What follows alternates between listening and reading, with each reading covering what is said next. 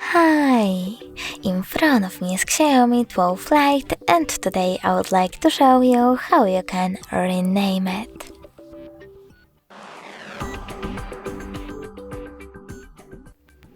First of all, go into Settings and tap on About Phone section. Then click on device name and type in wherever you wish to.